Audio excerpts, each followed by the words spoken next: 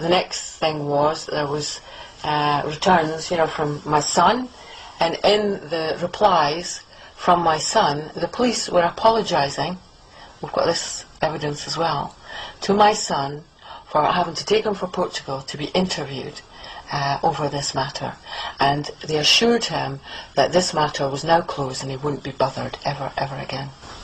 Alright then, this is Manchester Radio Online. We're going to try and get Denis Mackie on the phone. Voicemail deputy.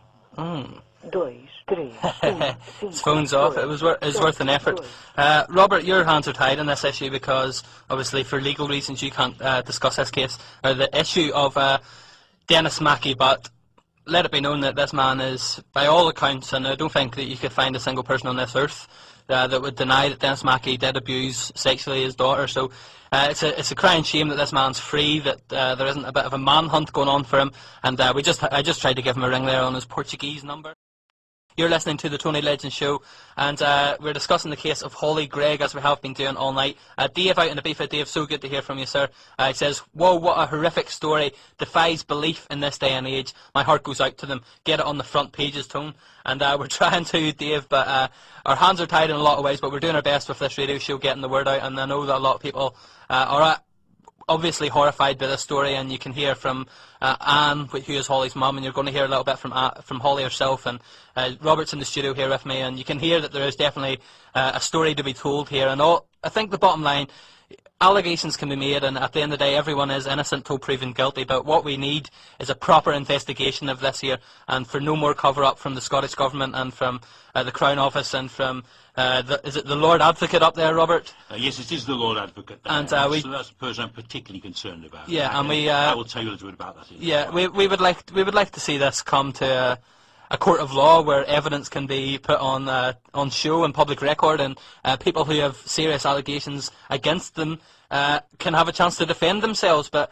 at the minute, even if they are innocent, they're definitely acting guilty, and it would do nobody any harm apart from the alleged paedophiles to have an independent inquiry. And we're going to talk. I think I mentioned, Anne, about a public inquiry into this here as well. But Robert, let's now talk about the BBC, because as you know, the BBC in private conversations with myself have given a totally different account of why they shelved a planned documentary that they were planning to make about Hollie and Anne. Please tell us about your dealings with the BBC, and from your point of view, tell us what happened there. Well, I think in this particular instance, first of all, I think one should have no illusions about the power of the people in Scotland who are suppressing things, because they've even stopped the BBC. Now, I will tell you how the BBC came to be part of this story.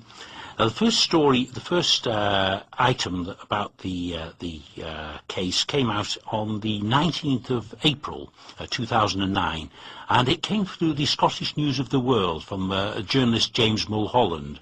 And James mentioned something that we perhaps haven't talked about tonight, but the fact that Hollie was awarded £13,500 from the Criminal Injury Compensation Authority. Now, when people have suffered from crimes, even if the perpetrator is not brought to justice, they can sometimes get a payment. But in this case, no crime was officially committed. There's no crime number. Officially, no crime has ever been committed. And this is without precedent. This is without precedent. The News of the World's lawyers had never heard anything like this before. No other lawyers I've talked to have ever heard about anything like this. And it from just at a distance, it looks as though she has been paid for almost silence, but for what she's been through, it's a measly amount of money. And I'm sure if everyone who was responsible for if what Hollie says is the truth, and I'm of the opinion that is the truth, the people who are involved in this and the whole case she deserves a lot more money than £13,000.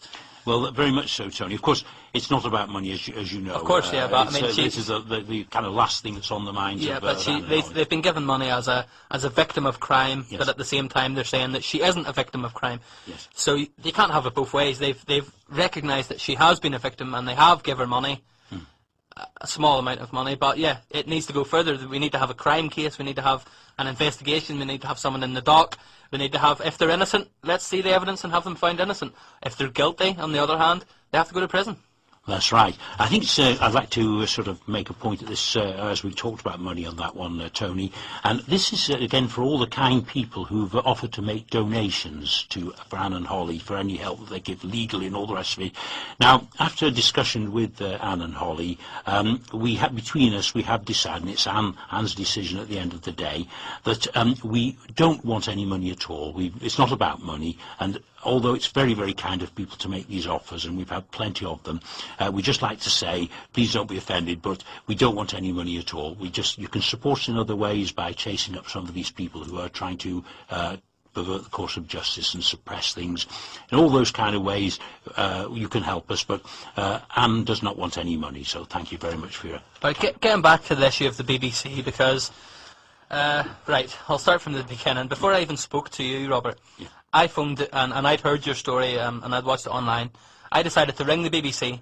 Now, I gave my word to the person who I recorded, Mark Daly, that I would not play the clip, because I secretly recorded the call, and it was quite a covert recording by myself, and I suppose that was quite bad manners in a way. But when you're investigating things, sometimes that's the way it has to be. But in that conversation, Mark Daly absolutely, he called you a liar, in effect. I think the word he used was fantasist, and he denied that anyone had pressured him into dropping the story.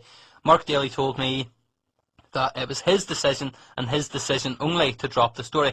So we're just going to rewind back to April of 2009. So we're going on, this is almost a year ago now. And I've got an email in my hand here from Mark Daly to yourself, Robert, yeah? Yes, indeed. I'll just read out for you. Great news. I will be sure to call here tomorrow. At the moment, it's going to be a BBC Scotland commission for both TV and radio. However, I fully expect it to make national news at the time of broadcast and potentially a panorama. But for the moment, we will press ahead with the BBC Scotland Commission for a 30-minute investigation to be broadcast sometime in the late summer. Thanks for those kind words. Talk soon. And that is from Mark Daly at the BBC. So we've had from Mark Daly telling us that we're going to have telling you that you're going to have a BBC Scotland Commission for Radio TV. He expects it to go national, and there's talk even of a panorama. To then suddenly nothing. Please go through in your words the case here and where the story goes two ways. Yes, indeed. Well, as I mentioned, after it had been brought up, the story originally being brought up in the News of the World, and then by the Shropshire Star, which is the local paper for Anne and Hollie, where they live now, I got a call from the BBC, from Mark Daly, saying he'd been very impressed by what he'd seen about the story, and he'd very much like to do a story on it, but wanted us to do it as an exclusive to the BBC. Now, this was around the end of April, and we spent the next 6 weeks sending them all the documents that we have, and we have a great deal of documentary evidence to back up, which is very, very important to back up our allegations. And Mark and his colleagues Cathy Long, and later on Liam McDougall from Panorama, were all absolutely 100% about this story. They checked all the evidence. As you've heard from there, they got commissions to do 2 programmes. There was no question about it at all. There was a story, according to them, was going to go around the world, and there were no obstructions whatsoever. In fact, Mark made a couple of remarks saying that there were other paedophile cases in Scotland. I was told had learning difficulties. He said, this is personal, we're going to do this, no question about it. And for him to later to say that he wasn't going to do it, in fact, the call we got was on the 10th of June, about 6 weeks after we'd originally talked to the BBC and given them all the documentation, and both Anne and I received calls from Mark Daly saying that he and the team had been stopped from doing the story, and they were, moreover, they were going to get the sack if they carried on with this or any other paedophile stories from Scotland. All right, then we're going to go back now to the interview I did earlier on in the week with Anne Greig, and this is what Anne had to say about the BBC. The BBC have been in touch with you, let's just say. Just tell us about the process from kind of start to finish in a nutshell. What?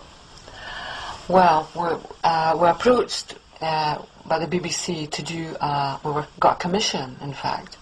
By the BBC for a half-hour BBC programme by Mark Daly, a half-hour programme with Cathy Long, and there was another guy there, McDougall was his name, yes, and he was actually attached to Panorama. And we documented, or we gave them all the evidence, the paper documentation. They had that 6 weeks prior to coming down to Shropshire. They were totally satisfied, with all the evidence that we had, given them. The three of them came down here. We spent 5.5 hours with Hollie telling them what had happened to her, speaking to them, me speaking to them, and everything like that. And they said that they would be coming back down, within weeks with the crew to actually record, and it would be scheduled to go out the end of August, beginning of September. The next thing was, I get a phone call from Mark Daly. I'm very sorry, Anne, he says, but our jobs are on the line here. He says, if we go ahead with this programme, he says, we are going to lose our jobs. He says, so, we've got to shelve it.